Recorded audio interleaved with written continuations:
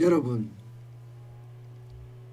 요즘 자금 조달 계획서라는 것을 내야 하잖아요. 자금 조달 계획서를 내다 보면 참 황당한 일이 굉장히 많이 발생을 합니다. 어떤 거냐고요?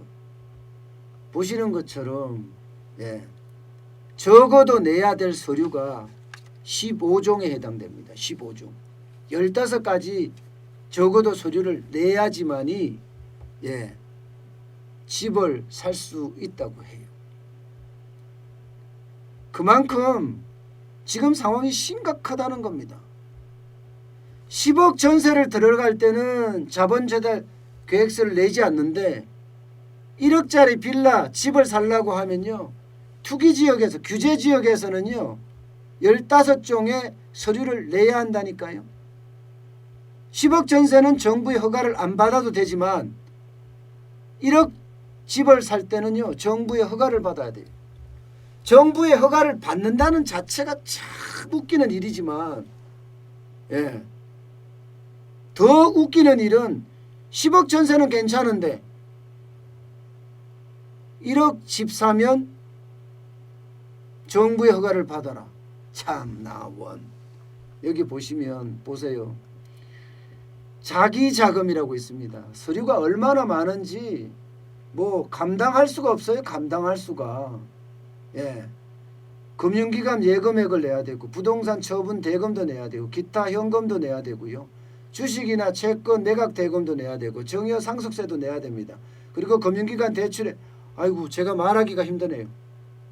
회사 지원금, 사채, 그 밖에 차입금, 임대보증금, 또 결혼할 때 부모님한테 받았던 돈까지 다 내야 됩니다. 다. 아무리 그래도 참 집 하나 사는데 이렇게 어려워서야 되겠습니까? 저는 좌파 정부가 지금 계속 하는 걸 보면요, 뭔가 좀 불리하면 화려한 어떤 미사일 요구가 등장해서 말장난을 막 해서 이게 무슨 말인지 헷갈리게 만드는 거, 이게 하나가 있고요. 또 하나 불리하게 나오면 서류가 엄청 많아. 규제를 하도 때려서 이게 서류가 많아서 이게 내가 집을 사는 건지 집을 파는 건지 잘 구분이 안 가게 혼란스럽게 만든다. 저는 문재인 정부 들어와서 이런 생각이 절로 듭니다. 이런 생각. 아니 집 하나 사는데 15종의 어떤 서류를 내야 된다는 거, 이게 진짜 말이 됩니까 여러분? 아니 독재국가도 아니고 이게 뭐예요 이게 도대체. 집 살려고 그러면 돈 주고 등기 넘기면 이거 끝 아니에요. 아주 간단한 겁니다. 집 등기 다른 사람이 갖고 있는 거 내가 돈 주고 사면 나한테로 넘기고 거기에 대한 세금이 나오면 세금 내면 끝이에요. 그런데 15종에 해당되는 서류까지 내라니 이게 제대로 된 나라인지 모르겠어요. 제대로 된 나라인지. 여러분, 국가가 존재하는 목적이 뭡니까? 국민의 생명과 안전을 보호하는 거죠. 그리고 가장 중요한 거는 재산을 지켜주는 거예요. 국민의 재산을 지켜주는데 이렇게 많은 서류를 낸다고요? 아이고야, 보기만 해도 이거 집 살라 그러면요 고시 공부해야 된다니까. 고시 공부. 더 진짜 놀라운 거, 예를 들어서 1억짜리 집을 산다고 쳐요. 제가 살고 있는 집이 뭐 한 5천만 원 전세에 살고 있다고 쳐. 그러면 그 5천만 원 중에 부모님이 도와준 게 한 2천만 원 된다고 치자고요. 그러면 부모님이 도와준 2천만 원 어떻게 해명할 거예요? 2천만 원 이하니까 세금은 없겠네요. 그죠? 6천만 원 이하면 세금 없잖아요. 증여 세금 없습니다. 그런데 만약에 이 돈이 2천만 원, 6천만 원 이하니까 괜찮지만 만약에 1억을 도와줬다. 이러면 나머지 어떻게 증명할 거예요? 이거 세금 내야 된다는 이야기잖아요. 부모님이 자식을 위해서 1억 전조 전세금을 빌려줬는데 그거에 대해서도 지금 세금을 내야 된다는 뜻이에요. 지금까지는 그나마 1억 이하면 괜찮았어요. 1억 이하가 아니라 3억 이하면 괜찮았죠. 규제지역에서 3억 이하, 비규제지역에서는 6억 이하면 괜찮았습니다. 그런데 이 개정안이 되면요, 규제지역에서는 모두 몇 억이 없습니다. 이게 개정안이 시행되는 게 아니죠. 시정됐죠. 27일부터니까 어제부터 시행됐잖아요. 어제부터 시행됐으니까 이제는 모든 규제지역에서는요, 자금 조달 계획서를 내야 합니다. 뭐 수도권은 당연하고요. 대전, 세종, 청주 일부까지. 전국에 48곳입니다. 48곳.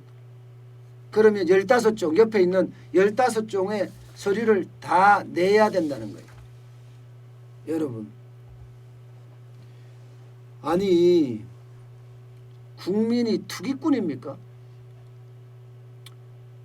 1억짜리, 2억짜리, 3억짜리 집을 한 채 산다고 그게 투기꾼 취급한다니 이게 말이 됩니까?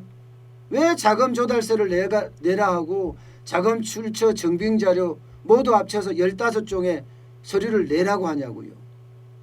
이게 자본주의 국가 맞아요? 차라리 배급을 하지 그래요. 배급을 하지. 10억짜리 전세 사는 사람은 아무것도 안 내는데, 아니 20억짜리도 안 냅니다. 전세 사는 사람. 그런데 1억짜리 집 산다고 자금 조달 계획서를 낸다?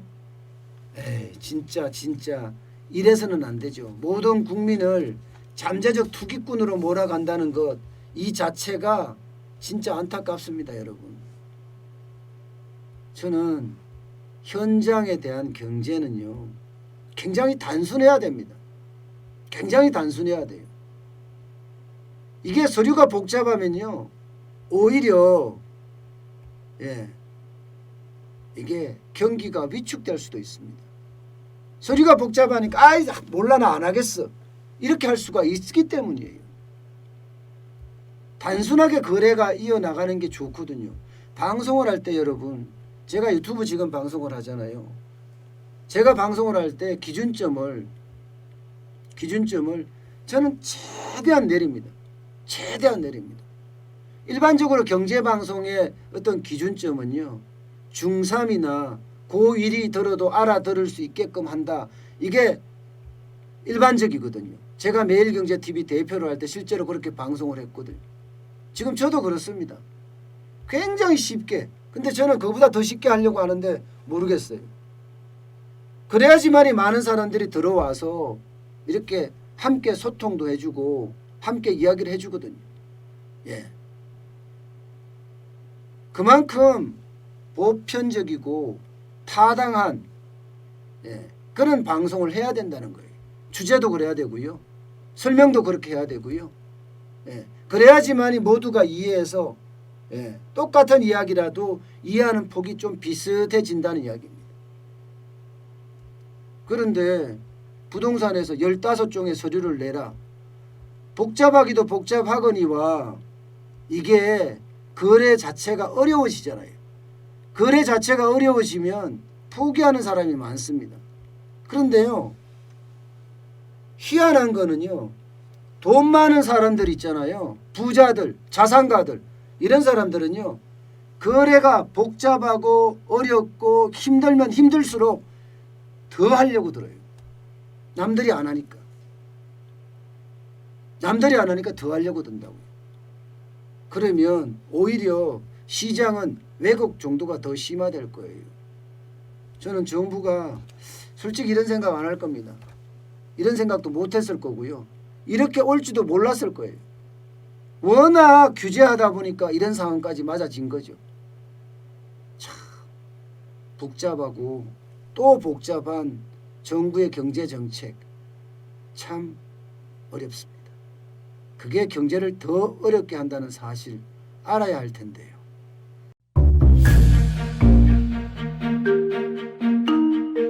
세종대왕과 샤넬 넘버5, 벤츠 자동차의 최고급 기종인 마이바흐의 공통점을 아시나요? 바로 침향입니다. 침향이란 동남아시아에서 자생하는 침향나무가 상처를 입었을 때 스스로를 보호하기 위해서 분비시키는 침향나무의 진액입니다.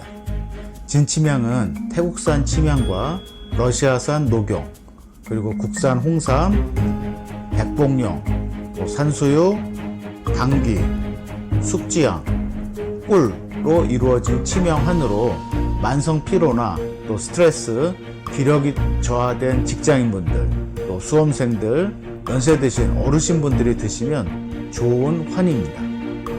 진침향 여러분들께 자신있게 권해드립니다.